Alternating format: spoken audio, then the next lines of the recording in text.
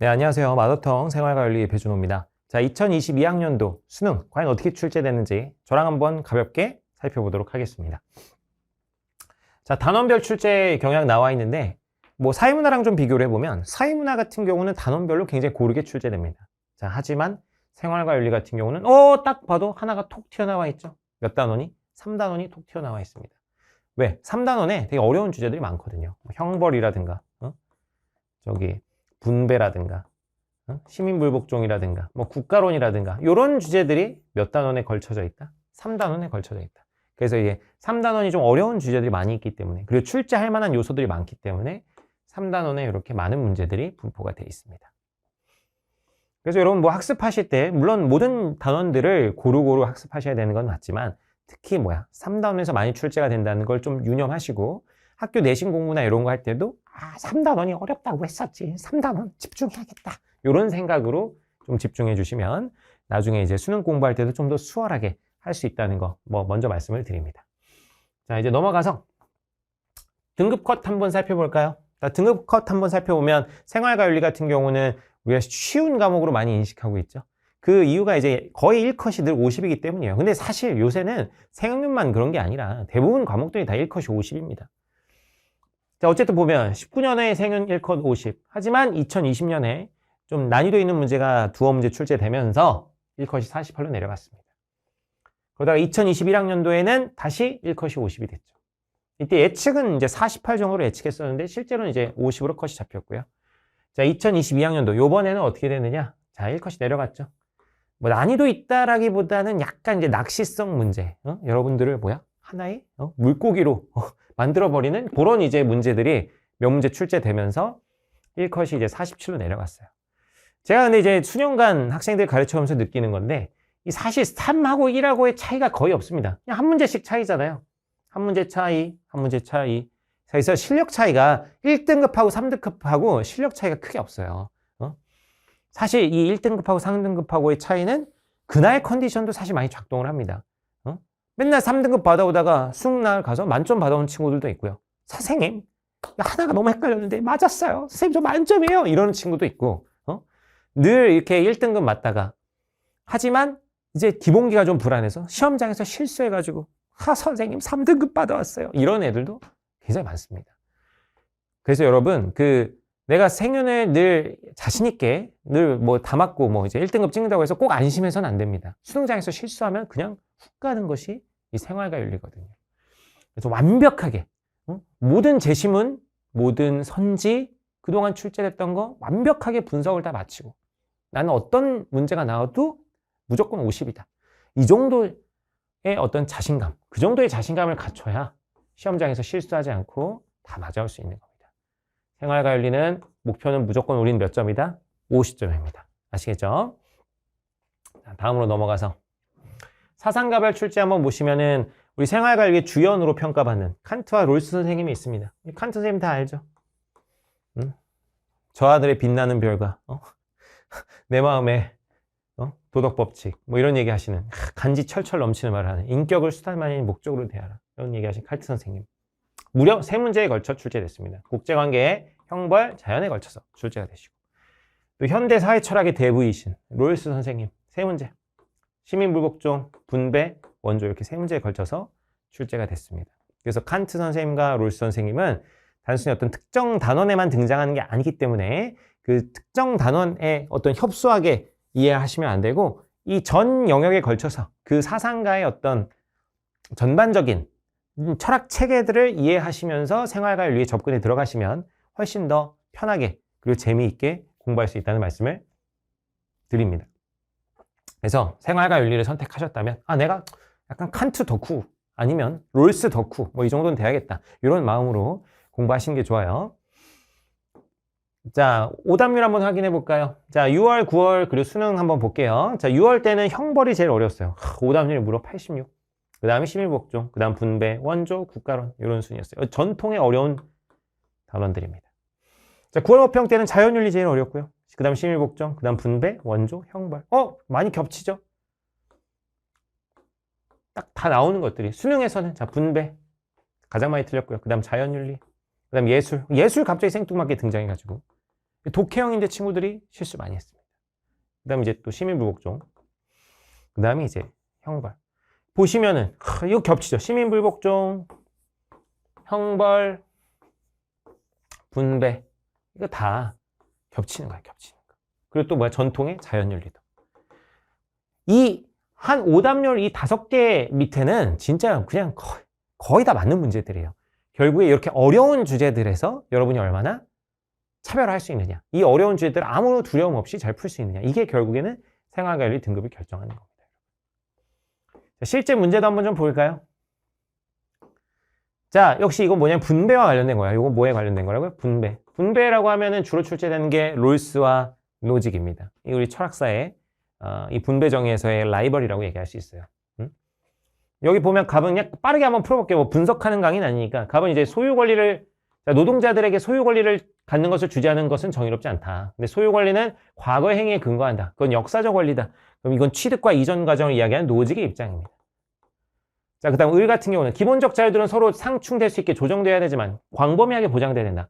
하지만 최소 수혜자에게 이익이 되고, 이게 중요하죠. 최소 수혜자에게 이익. 이게 뭘 보자마자, 누구구나. 롤스구나. 직위와 직책에게 공평하다면, 최소 수혜자에게 이익이 된다는 건 차등의 원칙이고, 직위와 직책에게 공정하다면, 요건 기획임등의 원칙이죠. 이거 공부하다 보면 이제 딱 보자마자 알 수 있는 내용입니다.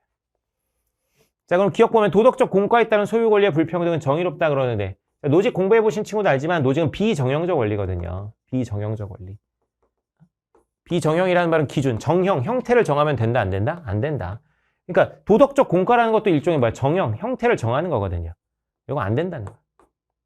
뭐 그냥 깊게 설명하지는 않을게요. 그냥 오늘은 그냥 트렌드만 보는 겁니다. 그다음 차등 원칙은 모든 성원을 고려한 상호 이익의 원칙이다. 이거 뭐 저랑 공부하시는 분들은 그냥 다 다루 아셨을 거예요. 차등의 원칙은 정의의 원칙 중에 하나인데 불평등을 정의하는 원칙인데 아까 뭐라고 나왔죠? 최소 수혜자에게 이익이 되는 불평등은 인정된다. 근데 최소 수혜자에게 이익이 되는 것은 결국 모두에게 이익이 된다. 라는 게 롤스의 주장입니다. 그래서 모든 성원을 고려한 이익의 원칙이다. 그 다음에 디귿. 기본적 자유는 이건 독해용으로도 할 수 있는 거예요. 보세요. 기본적 자유는 절대적이기에 평등해야 된다. 그러는데 여기 뭐라고 나왔냐면 기본적 자유는 서로 상충될 수 있게 조정되어야 된다. 기본적 자유는 뭐 돼야 된다? 이 생활관리는 이렇게 힌트를 줍니다. 조정되어야 된다. 그래서 절대적이지 않아요. 조정되어야 되기 때문에. 조정될 수 있다고 그러잖아. 서로 부딪힐 땐 조정해야지. 자, 그러면 뭐 답 나오는 거죠. 개인은 자신의 유리한 천부적 자산. 천부적 자산은 어떤 타고난 재능 같은 걸 말하는 겁니다. 그래서 이 개인은 자신의 유리한 천부적 자산을 소유할 권리를 갖는다. 이건 노직도로서도 동의하는 그런 이야기죠. 이 디귿을 좀 보여드리려고 그랬어요. 이렇게 이제. 디귿 같은 경우 헷갈릴 수 있거든요. 근데 찾아보면은 힌트가 분명히 나와 있다. 라는 거. 뭐 답은 4번이지만 뭐 중요한 건 아니고 이 트렌드만 좀 보는 겁니다. 노직과 롤스 역시 강조되던 문제고 전통에 강조되는 문제고. 자, 요거 같은 경우는 이제 자연윤리죠. 자연윤리. 이 자연윤리 같은 경우는 키워드만 아시면 사상과 팍팍팍 구분할 수 있어요. 목적론적 삶의 중심. 뭐 이거 테일러라는 사람이고 아직 공부 안 하셨으니까 모르겠지만. 그리고 동물에 대한 잔인한 폭력은 삼가야 돼. 왜? 인간의 소질을 약화시키지 않기 위해. 이건 누구의 입장이야? 칸트의 입장이야.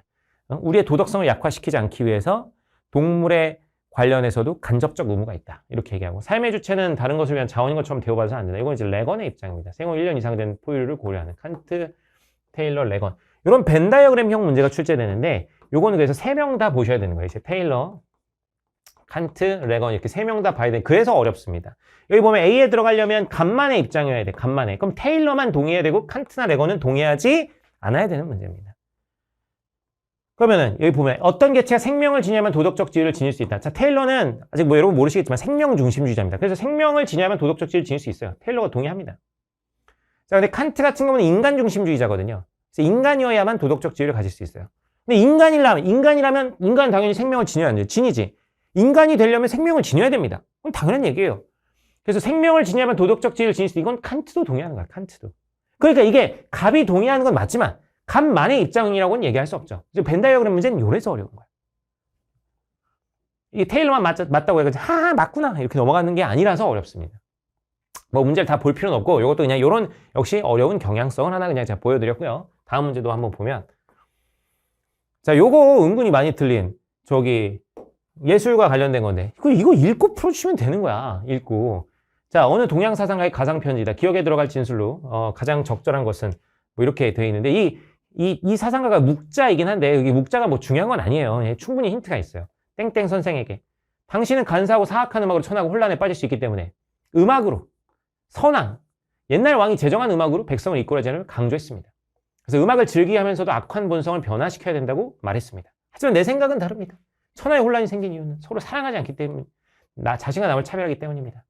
악기 소리가 즐겁지 않은 것은 아니지만 임금과 대신들 백성에게 악기를 만들게 하고 연주를 일삼게 한다면 어떻게 되겠습니까? 임금이 맨날 음악이나 하고 있고 이러면 어떻게 된다는 거야? 나라 꼴이 말이 아니다 이거죠. 백성에게 많은 세금을 거두게 되고 재물을 구하기 어려워질 것입니다. 그래서 내가 볼 때 당신의 견해는 1번 음악과 예의와의 조화를 통해 혼란을 바로잡을 수 있음을 간과한다. 자, 이런 누가 A라는 사람이 B에게 얘기할 때는 일단 요 말을 여기 앞에서 끊어주고 요 말을 A라는 사람이 할 수 있는가를 보셔야 돼요. 자, 음악과 예의의 조화를 통해서 얘는 지금 A라는 사람은 이게 참고로 묵자인데 묵자가 순자에게 하는 말인데 지금 얘기하고 있는 게 음악이 별 도움이 되지 않는다는 거잖아. 그래서 음악과 예의의 조화를 통해 혼란을 바로잡을 수 있으면 그거 묵자가 할 얘기가 아니야. 그다음 2번 인간의 본성을 교화하여 화합하는데 음악이 필요함을 간과한다. 이거는 순자가 강조하는 겁니다. 이건 순자. 그러니까 묵자가 순자한테 할 말이 역시 아니죠. 그래서 3번 사회적 부작용을 일으키는 음악이 존재할 수 있음을 간과한다. 순자도 여기 보면은 자 당신은 사악하고 간사하고 사악한 음악으로 천하고 혼란에 빠질 수 있기 때문에 라는 걸 순자도 알고 있습니다. 그래서 순자가 간과하지 않죠. 4번 음악이 이상적 공동체를 구현하는 데 수단이 될 수 있음을 간과한다. 순자가 역시 간과하지는 않습니다. 순자도 음악을 통해서 악한 본성 변화시킨다고 얘기하니까. 결국에 이제 5번이죠. 위정자는 정치인을 말해요. 정치인이 선악의 음악을 장려한 것이 백성에게 별 이익이 되지 않는다는 것을 간과한다. 묵자의 주장은 뭔데? 쭉 얘기 들어보니까 음악은 사치다 이거야. 꼼꼼하셔야 되는데 꼼꼼하시 않으니까 이런 거 이제 낚시에 걸리고 선생님 모르겠어요 하다 보면 그냥 찍게 되는 거죠. 자, 오늘 마무리하면서 좀 말씀을 드리면 생활과 윤리는 어쨌든 핵심 주제들이 있습니다. 한 5개 정도 핵심 주제들이 있는데 그 주제들에 대해서는 굉장히 심화학습을 해주시고 또 자주 출제되는 사상가 같은 경우는 어떤 한 단어에 치우쳐서가 아니라 그 사상가의 전반적인 이해, 롤스나 칸트나 플라톤이나 공자나 이런 사람들에 대해서는 그런 어떤 유기적인 이해를 좀 하실 필요가 있고요. 자, 또 하나 유념하실 점은 독해용으로 풀 수 있는 것들에 대해서 이 힌트를 찾는 연습, 약간 비문학 풀듯이 힌트를 찾는 연습을 많이 해주셔야 됩니다. 그래야 실수가 없다는 말씀을 드리면서 그 기본은 언제나 뭐다? 그 기본은 당연히 기출문제다. 그 무슨 기출문제? 특히 이제 평가원 기출문제를 집중적으로 분석을 하셔서 자, 생활과 윤리 또 부족한 점은 제 강의 보시면서 또 이제 질문 있으면 리플도 달아주시면서 함께 파이팅 있게 가는 겁니다. 자, 마치겠습니다.